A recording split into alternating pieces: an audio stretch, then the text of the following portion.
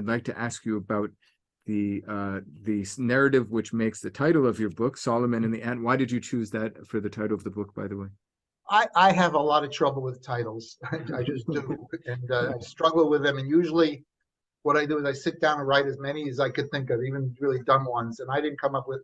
A friend of mine came up with it, and I who had been reading my work as we went along, not in the field but interested. And I didn't like it at first because it only described one chapter. Right. But he convinced me, first of all, that that's okay. He gave me an example of a book of poetry called Pissing in the Snow, where that just reflects one poem. And yet it was a really intriguing title. And I thought it was an intriguing title. And so I went along with it. But I didn't think of it. My friend thought of it. And I love it now. Well, it does show the dramatic presentation of the powerful king and the tiny ant, which is sort of at the heart of the narrative in Surah 27. So, I mean, yeah, and you compare the way that the Qur'an speaks of Solomon and his armies towards the beginning of the anecdote there with something from the Bible, Song of Songs, is it? Is it a Song of Songs where Solomon is presented like, no? Oh, yeah. I didn't, that's kind of a minor point, but yeah, you're right, because the Song of Songs describes the king marching with his armies with banners flowing, and I saw it like a similar image in the surah. I forgot about that. Yeah, because Solomon, I mean, there's different anecdotes about him in the Hebrew Bible, but the Quran picks up on Solomon. You know, there's allusions to his horses and his and obviously to his kingly power, dominion over spirits and humans. So it picks up on that more, which I think you find in Jewish traditions as well. Okay, interesting. Yeah, so could you tell us a little bit about the ant? How does the story go in Surah 27? Yeah, maybe just introduce us briefly to what happens. Well, one more thing about the title is I do think that this particular chapter is the centerpiece of the book. A lot of the things that I'm working on really come to a head in this book. So the story is made up of three different parts, related parts. The first one having to do with the ant, the second one having to do with this bird, and the third one having to do with the Queen of Sheba. And my rule for this book was mostly to pick passages that don't have anything to overlap with the Bible, because I think other people have done that much better than me, yourself included. But I broke it down here because I was really fascinated with the story of the ant. And the story is, as you said, is that Solomon is marching with his armies, and it's made up of humans and birds and jinn. They're all marching together. And in their path is an ant colony. And the ant, one of the ants just sticks her little head up and says, oh no, this terrible army is coming. Run for your lives or you're going to be trampled to death. Now, we're told that Solomon understands the language of animals, birds. So he hears this ant and he understands what the ant says and he laughs. And I think the interpretation of this laugh has everything to do with the way you're going to interpret the surah. And the traditional interpretation of the laugh, and I give an extended quote from a pious commentary, is that he laughs with a kind of warm-hearted affection for these four helpless creatures. And of course, he stops his army in place and doesn't trample it. None of that, of course, is in the Quran. I conclude that it's a mocking laugh. It's a laugh of condescension. And my reason for concluding that, because that's another gap, because we never really find out what happened to the ant. That's the end of the part of the story. So the reason I conclude that is because Solomon is an insufferable ass all the way through the story. And that's not me imposing on the story. He brags, he's full of himself, he has a temper. And that's what brings us to the second part of the story, where he assembles his army. We've forgotten about the ant at this point. He assembles his army in formation, and one of his birds is missing. Right. He misses a bird. It's called in Arabic hudhud. The English version is hoopoe. It's a bird that's common in the region, and the bird is missing. and he freaks out. He's furious, and he starts saying all the things he's going to do to this bird when he finds it. And that, again, that just gives us a hint about Solomon's character as depicted in the story. So anyway, the bird shows up, and the reason he was gone was he was in reconnaissance, and he discovered this this nation that's they're sun worshippers, and they're ruled by a woman. And I'm not sure which thing upset him most, whether they were sun worshippers or whether they had a woman over them. And Solomon is furious, and he sends a letter to this woman, and he says, you have to submit. Now we're in the third part now, which is the interaction between Solomon and the Queen of Sheba. And this is the part, of course, that overlaps the Bible. So he sends her a letter, and he tells her to submit, and she does everything she can to placate this furious and unstable king. She sends him gifts.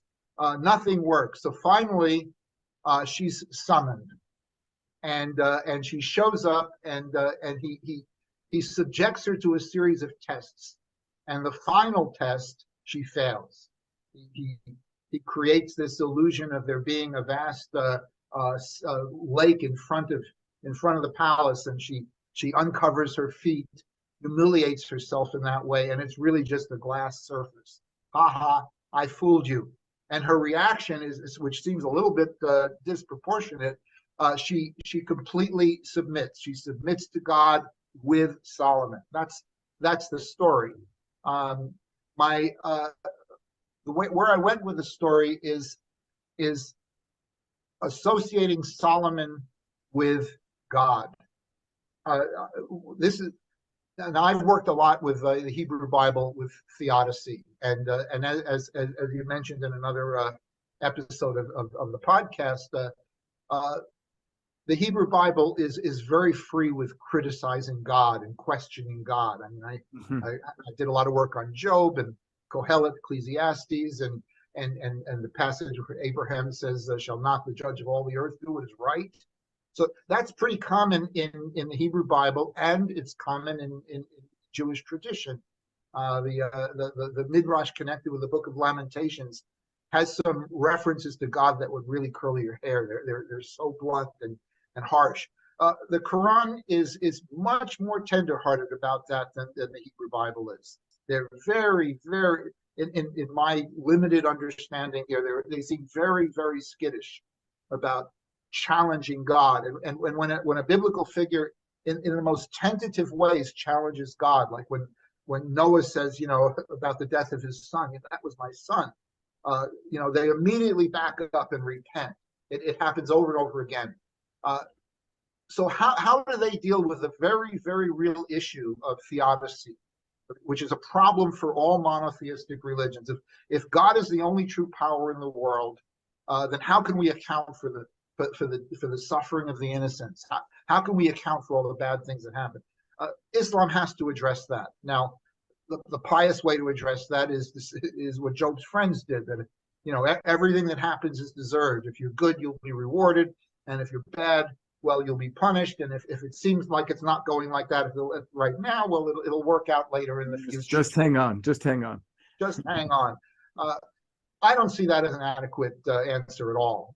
And I think that the more mature religious texts that address this, they don't go in that direction. There's a psalm that says, "I was young, and now I was old, and now I am old. I have never seen the righteous forsaken, nor his seed begging bread." I have never seen the righteous forsaken. My professor James Crenshaw calls that the song of the blind, and that is a religious response to the problem of evil, but I think it's a particularly stupid one. I think passages like Solomon and like this passage about Solomon and Queen of Sheba has a much more mature and interesting way to approach it. So the first thing you got to understand is that when they're talking about Solomon, they're in an indirect way talking about God. Why do I think that? Because Solomon writes to the queen and he says submit, which is a form of the word Islam. And then when the letter is called a kitab, which is also the word that's frequently used for the Quran. Right. He begins the letter with the Bismillah, in the name of the God, the compassion, and just like every surah begins that way. And then I guess those are the main reasons. So I think that the author is processing the problem of evil, but using Solomon because they don't want to say it directly about God. So there's like a mixture of identity. So that Solomon was a difficult person is a way for them to process that sometimes it really feels in our lives that God is being difficult. So that finally brings me back to the ant, and why I see this as a kind of a centerpiece of the book. Is the ant is standing in the way of this on-rushing force that doesn't even know that the ant exists, and the ant is protesting. The ant is saying, run for your life, or Solomon will trample us, and he won't even know you're here. And I'm saying that is frequently the human experience, that things are rushing upon you to destroy you, and you have no control, and they don't even really know that you exist. The wars, the persecutions, the mass shootings, and so I think that we as the reader are meant to identify with the ant. We as the reader are meant to identify with the hudhud as well. Both weaker subsidiary figures that are being torn apart by more powerful forces that don't really care about that. And identify with the Queen of Sheba. Would you add that? Yes, good point. Yes, I would. And in each case, and they're very different from each one, but in each case, it's the irrational force of Solomon, which I say in some sense represents God, impinging on them, and different ways they have to react. So again, I see a tension between. I mean, I'm only really saying one side of the tension here, but Solomon is regarded as a prophet, as a holy man in Islamic understanding and Quranic understanding. So we have that reading on the surface, and then we have this other one under the surface because the sympathy goes with the downtrodden more than this figure who I think is deliberately portrayed in a really negative fashion. And that's where I would differ from traditional interpretation, because again, the harmonizing influence, other passages in the Quran about Solomon make him into this admired, holy, supernatural figure, and to hear that goes against that. So they harmonize it, and so everything that Solomon does is thought to be right, and everything that Solomon says is thought to be pious and religious, instead of, as I see it, as overbearing and bullying. So that's why I identify with the ant and not with Solomon.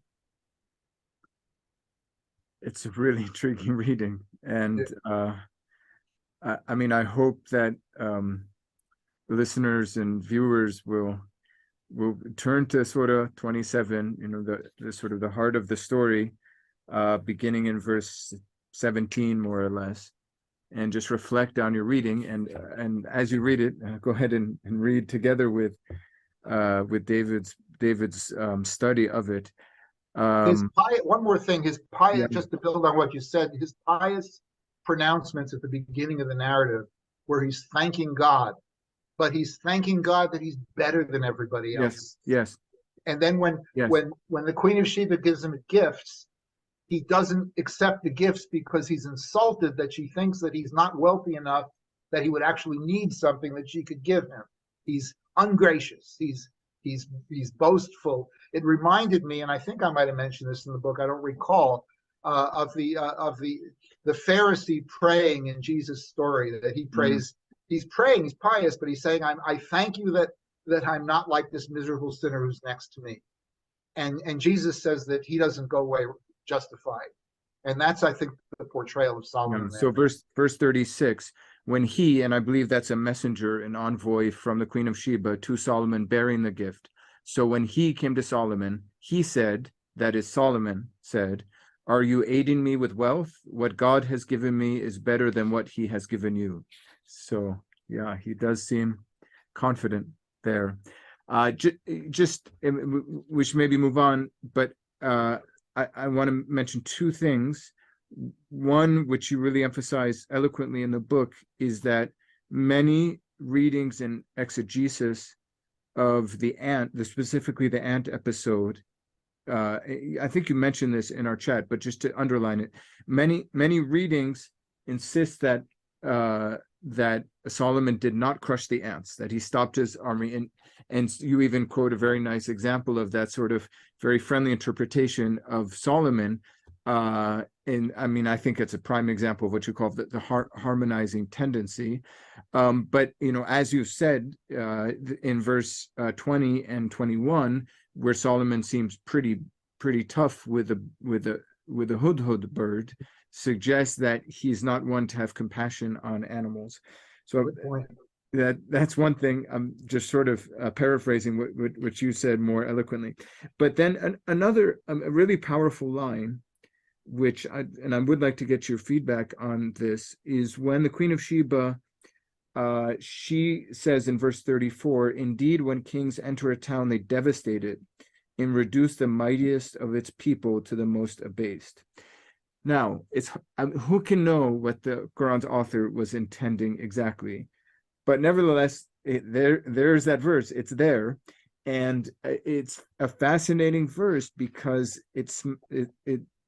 one senses that it's fundamentally true. This is what kings do. They abuse power. Human history teaches us this.